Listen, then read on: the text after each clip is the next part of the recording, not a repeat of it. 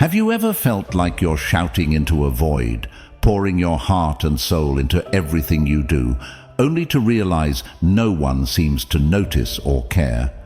It's a feeling too many of us know all too well, a silent struggle that echoes in the empty spaces of our busy lives. But what if I told you that this isn't the end of your story, that being overlooked isn't your destiny? Today, we're going to dive deep into the art of becoming unforgettable, transforming ourselves into someone who doesn't just blend into the background, but stands out in the most crowded room. We're talking real, actionable steps, not just feel-good fluff. Whether you're feeling unnoticed in your personal life, undervalued at work, or even if you're just here to find ways to improve your relationships, this video is for you. Stick with me and let's embark on this journey together. By the end, I promise, you'll not only feel seen, but be equipped to make sure you're never overlooked again. 1. Become mysterious. Being mysterious isn't about withholding information or being secretive. It's about revealing your depth gradually and letting others discover the layers to your personality and life. As Marcus Aurelius stated, "He who does not know what the world is does not know where he is."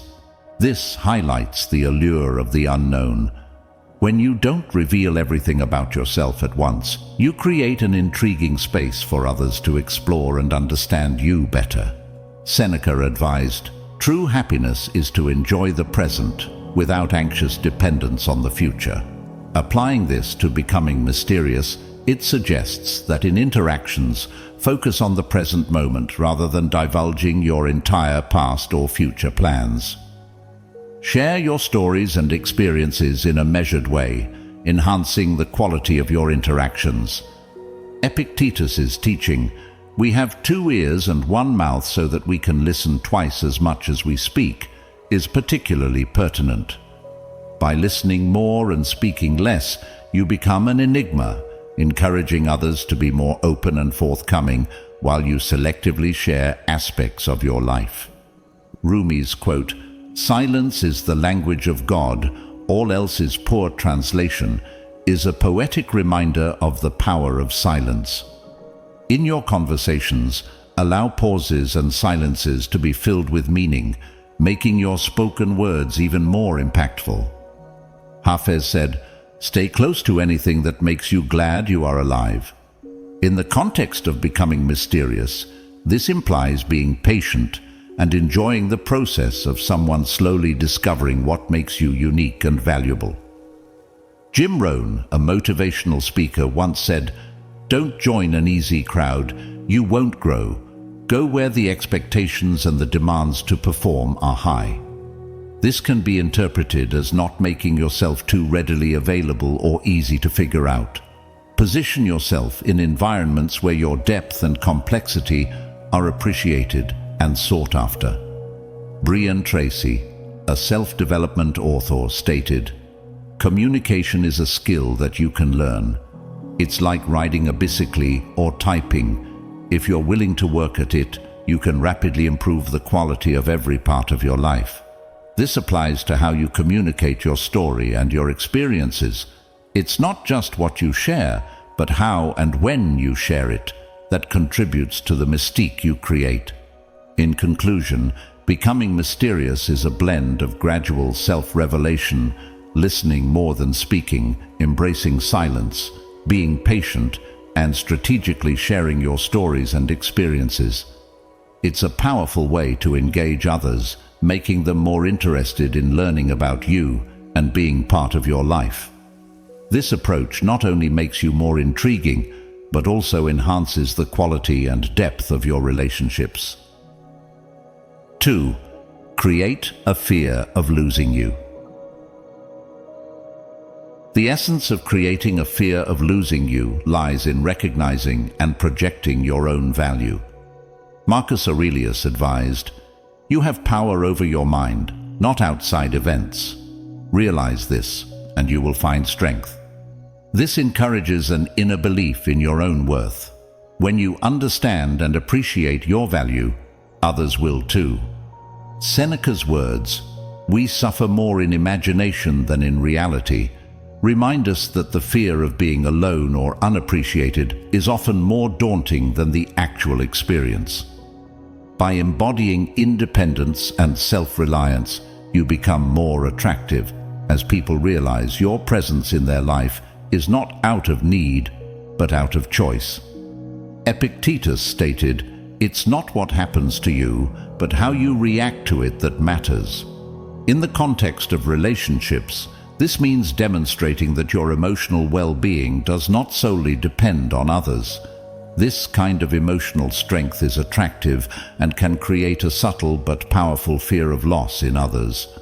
Rumi said, "You were born with wings, why prefer to crawl through life?" This is a call to embrace your potential and live a life that's fulfilling on its own.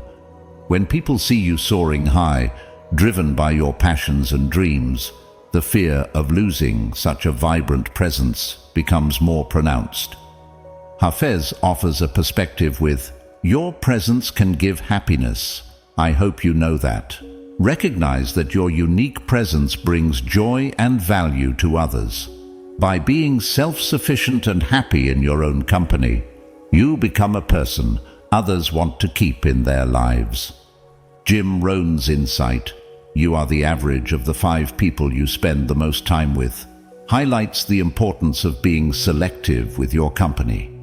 If you consistently demonstrate that you are growing and evolving, people will fear losing you as a positive influence in their lives. Brian Tracy stated, "The way you carry yourself speaks volumes about how you view life. Apply this to how you interact in your relationships. Communicate your worth not just in words, but through your actions and choices. Let your independence and self-reliance be evident in how you live your life." In summary, creating a fear of losing you is about self-acknowledgement, emotional independence, and living a life that others find inspiring and admirable. It's about being a person of substance whose absence would leave a significant impact. Through your self-sufficiency, emotional strength, and the way you present yourself, you naturally foster a sense of value and irreplaceability in the eyes of others. 3. Generate your own happiness. Marcus Aurelius highlighted the internal nature of happiness. The happiness of your life depends upon the quality of your thoughts. This suggests that happiness is a product of our internal state, not external circumstances. Cultivating positive, constructive thoughts is fundamental in creating your own happiness. Seneca's insight, "True happiness is to enjoy the present, without anxious dependence upon the future," encourages us to find joy in the here and now. It's about appreciating the current moment and not constantly seeking happiness in future achievements or external validations. Epictetus taught, "We cannot choose our external circumstances, but we can always choose how we respond to them."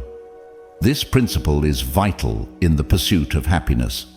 It's about choosing a positive and proactive response to whatever life throws your way, rather than being passively shaped by external events. Rumi's saying, "Yesterday I was clever, so I wanted to change the world. Today I am wise, so I am changing myself," aligns with the concept of self-generated happiness. It implies that true wisdom and joy come from self-improvement and introspection, rather than trying to control external conditions. Hafez's words, "Ever since happiness heard your name, it has been running through the streets trying to find you," beautifully illustrate the concept that happiness is attracted to those who recognize and cherish their own value and worth. Jim Rohn's famous quote, "Happiness is not something you postpone for the future, it is something you design for the present," perfectly captures the essence of creating your own happiness. It's about actively crafting a life that brings you joy now, not waiting for future circumstances to bring happiness to you. Brian Tracy said, "The key to happiness is to set clear, defined goals that give you a sense of direction and purpose. This emphasizes the role of personal goals and a clear sense of purpose in cultivating happiness. Setting and pursuing meaningful objectives contributes significantly to a sense of fulfillment and joy. In conclusion, creating your own happiness is a multifaceted approach involving positive thinking, living in the moment, responding proactively to life, personal growth, self-appreciation, goal setting, and having a clear sense of purpose. It's a proactive journey where you are the architect of your own joy, shaping your life with intention and wisdom. By embracing these principles, you develop a robust inner source of happiness that radiates outward, positively impacting all aspects of your life. 4. Be valuable. Let them invest in you. Marcus Aurelius once remarked, "It is not death that a man should fear, but he should fear never beginning to live." This speaks to the importance of valuing yourself and your life. Recognize that you have intrinsic worth and that your presence in someone's life is valuable. This self-awareness is crucial in encouraging others to value and invest in you. Seneca advised, "If a man knows not to which port he sails, no wind is favorable." Applying this to our principle, it means having a clear understanding of your worth and direction. When you know your value, you set a standard for how others should appreciate and invest in you. Epictetus stated, "No man is free who is not master of himself." In the context of being costly, this emphasizes taking control of your self-perception and how you allow others to treat you. Assert your worth and independence, making it clear that you are not to be taken lightly. Rumi's words, "You were born with potential. You were born with goodness and trust. You were born with ideals and dreams. You were born with greatness," remind us that everyone has inherent value and potential. Recognizing and embracing your unique qualities makes you a person others will naturally want to value and invest in. Hafez said, "Stay close to anything that makes you glad you are alive." This can be interpreted as embracing your individuality and the things that make you unique. Your unique traits are what make you costly and worth investing in. Jim Rohn's insight, "Your life does not get better by chance, it gets better by change," applies here as well. Becoming a person who is costly and worth investing in requires personal growth and self-improvement. It's about actively working on yourself to become the best version of you. Brian Tracy eloquently stated, "Successful people are always looking for opportunities to help others. Unsuccessful people are always asking, 'What's in it for me?'" This highlights the importance of having goals and ambitions that are not solely self-centered, but also consider the value you bring to others. When you focus on being a person of value, others are more likely to invest in you. In summary, being costly and letting others invest in you is about understanding and asserting your worth, having clear personal goals and direction, embracing your individuality, and continually striving for personal growth. It's about being a person of substance, someone who adds value and thus naturally attracts investment, whether emotional, intellectual, or relational, from others. This approach not only leads to a more fulfilling sense of self, but also cultivates deeper, more meaningful relationships. 5. Maintain your independence. Marcus Aurelius once said, "He who lives in harmony with himself lives in harmony with the universe." This underscores the importance of maintaining your individuality and personal journey, even within the context of relationships. It's about finding balance and ensuring that your life isn't entirely defined by someone else. Seneca's words, "If you wish to be loved, love," resonate with the idea of self-love and self-care. By loving and valuing yourself, you set a standard for how you should be treated by others. It's about not losing your identity in the pursuit of pleasing someone else. Epictetus taught, "Freedom is the right to live as we wish." This principle is vital in relationships. By maintaining your independence and personal freedom, you ensure that you don't become overly dependent or absorbed in someone else's world. Rumi stated, "Don't be satisfied with stories, how things have gone with others. Unfold your own myth." This encourages you to focus on your own path and journey, not just on your role in someone else's story. It's about creating and living your own narrative. Hafez's poetic insight, "I wish I could show you when you are lonely or in darkness the astonishing light of your own being," is a reminder of the joy and fulfillment that can be found in embracing your own life and journey, independent of anyone else. Jim Rohn famously said, "The greatest gift you can give somebody is your own personal development." I used to say, "If you will take care of me, I will take care of you." Now I say, "I will take care of me for you, if you will take care of you for me." This encapsulates the essence of not making someone the center of your life. It's about being the best version of yourself, both for you and those in your life. Brian Tracy stated, "Successful people are always looking for opportunities to help others. Unsuccessful people are always asking, 'What's in it for me?'" This highlights the importance of having personal goals and ambitions that go beyond your relationships. It's about contributing to others through your own growth and success. In summary, not making someone the center of your life is about cultivating your own identity, pursuing personal growth, and maintaining your freedom and independence. It's about loving and investing in yourself, setting your own goals, and creating your own path in life. This approach not only leads to a more fulfilling and autonomous existence, but also enriches your relationships with others as you bring a stronger, more developed self into the interaction. 6. Prioritize your needs first. Marcus Aurelius once said, "If you are distressed by anything external, the pain is not due to the thing itself, but to your estimate of it, and this you have the power to revoke at any moment." This emphasizes the importance of placing value on your own peace and well-being, understanding that your response to external events is within your control.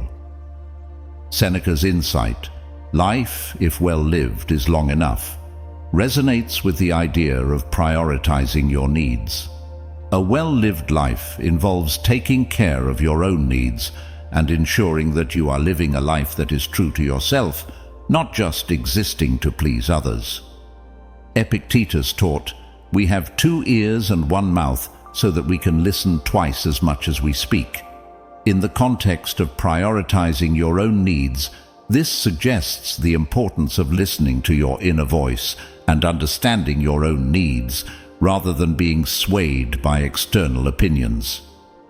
Rumi's saying, "Let the beauty of what you love be what you do," encourages us to pursue our own passions and interests.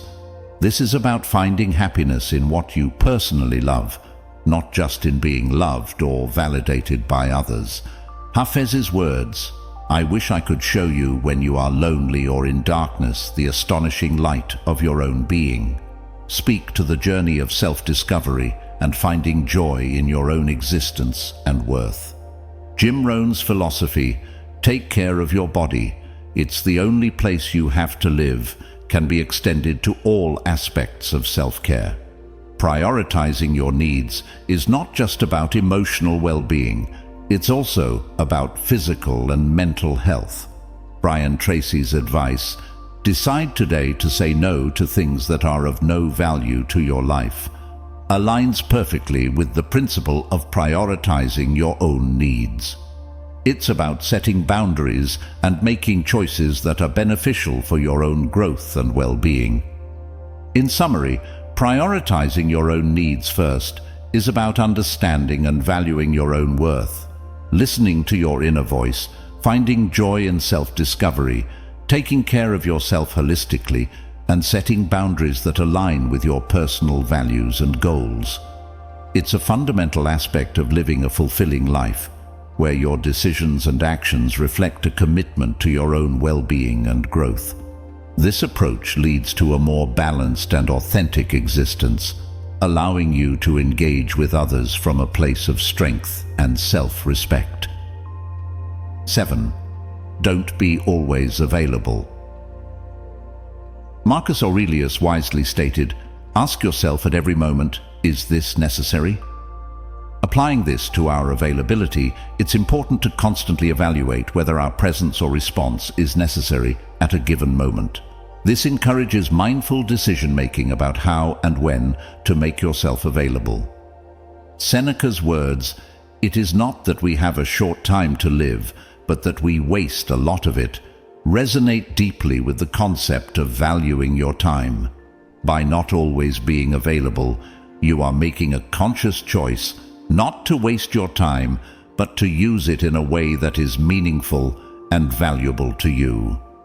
Epictetus emphasized, "First say to yourself what you would be, and then do what you have to do."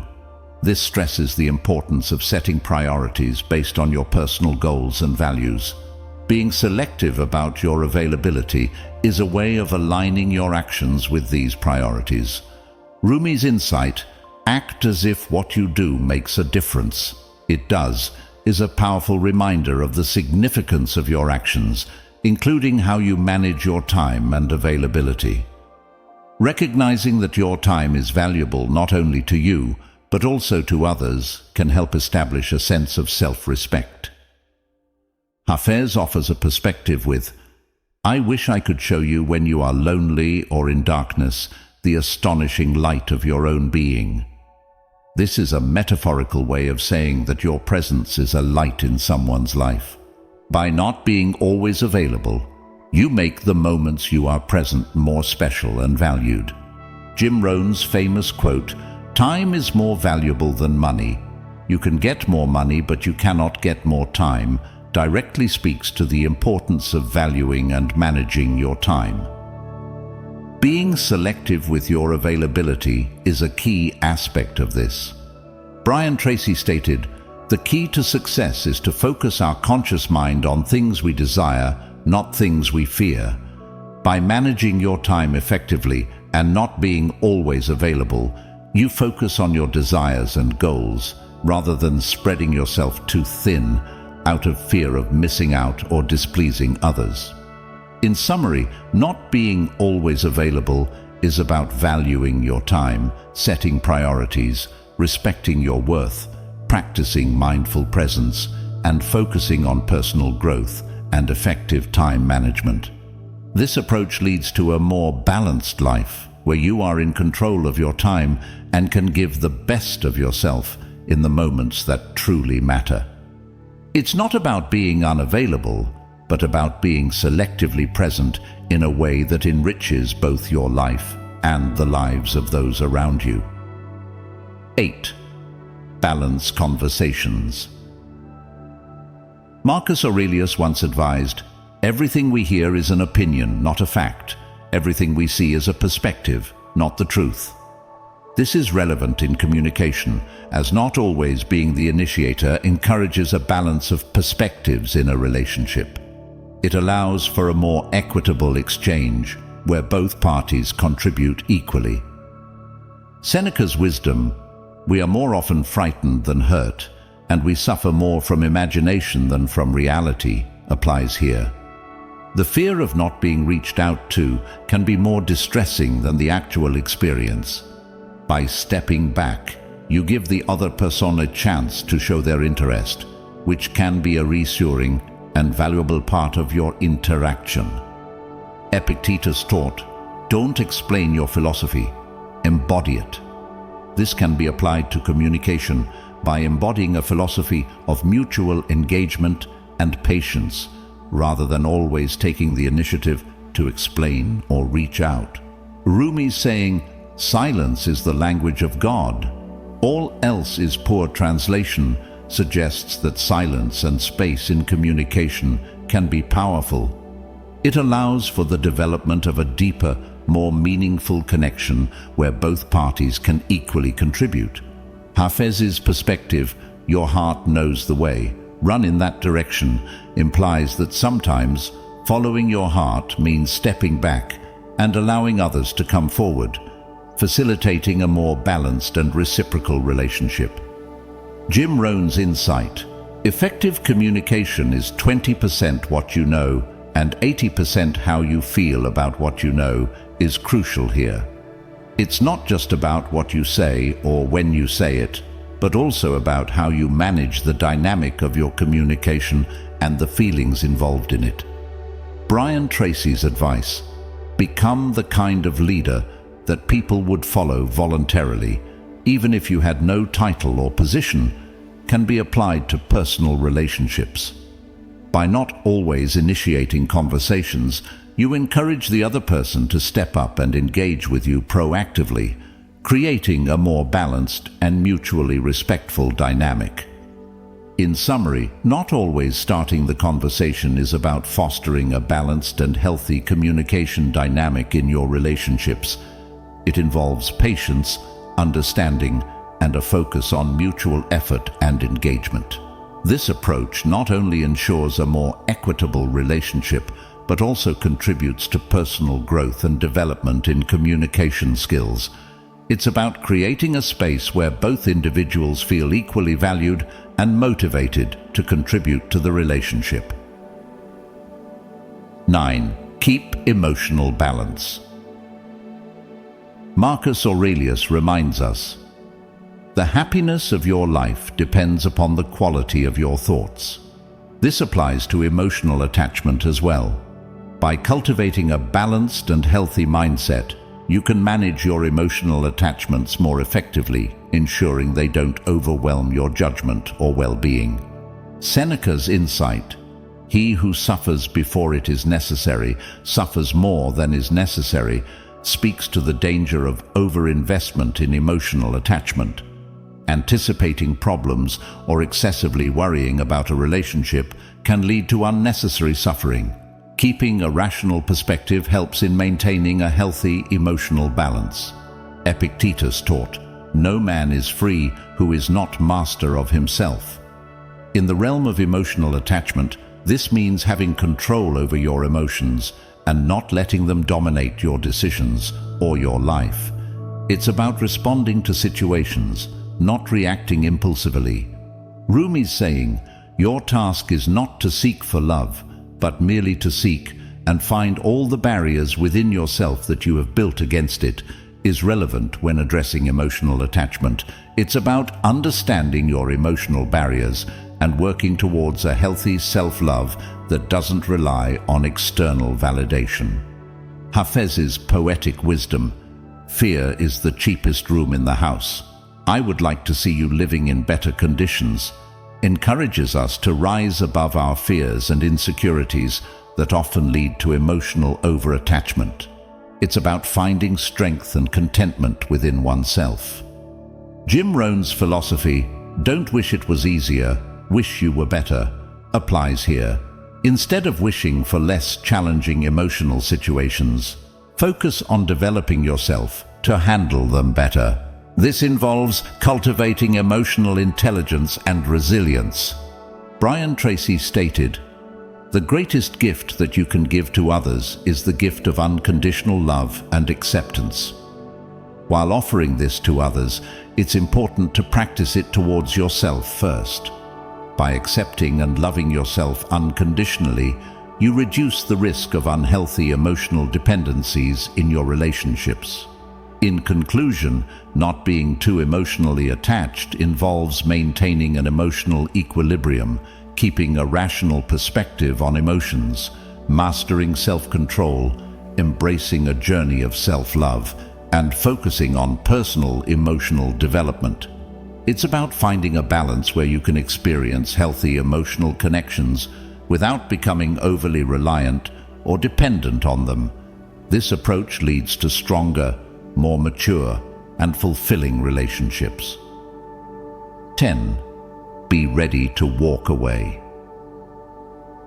Marcus Aurelius advised, Value yourself.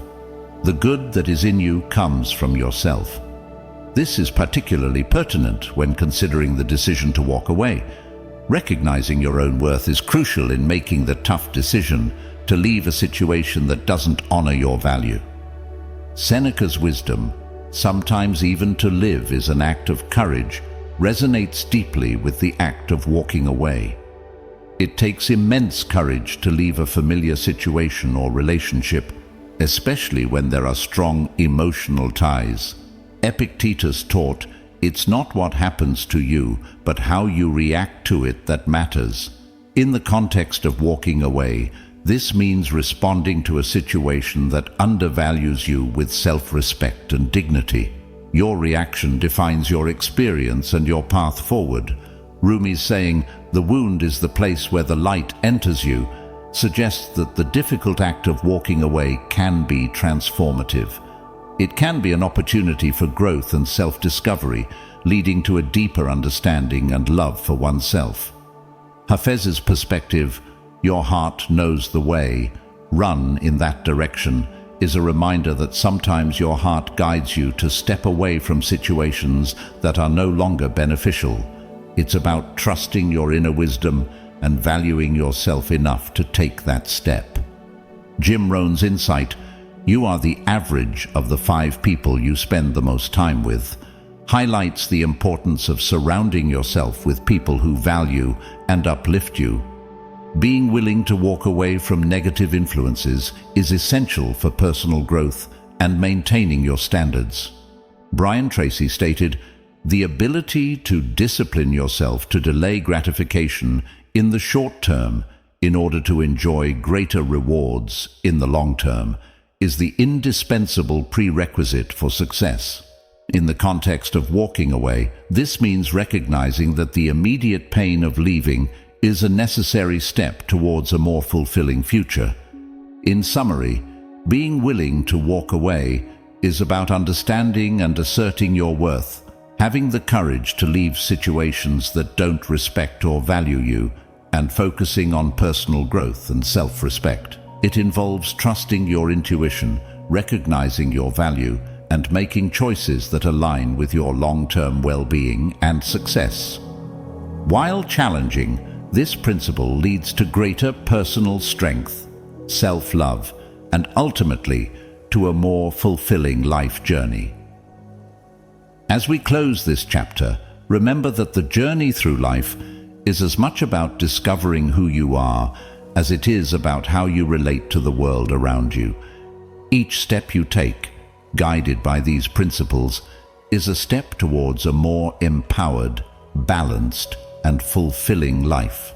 Remember, you have the strength within you to face any challenge, to make tough choices, and to shape a life that resonates with your deepest values and aspirations. Your path is uniquely yours, illuminated by the wisdom of those who have walked before us, from the Stoics to the poets, from the philosophers to the modern-day thinkers. Before you go, I invite you to dive deeper into this well of wisdom. On your screen are 2 playlists, Stoic Life Lessons and Stoic Habits. Each is a treasure trove of insights and practical advice, helping you to navigate life's complexities with grace and resilience. Whether you're seeking guidance, inspiration, or a moment of reflection, these playlists are your companions on the journey. So, continue to explore, to learn, and to grow. And remember, in the words of Marcus Aurelius, the best revenge is to be unlike him who performed the injustice.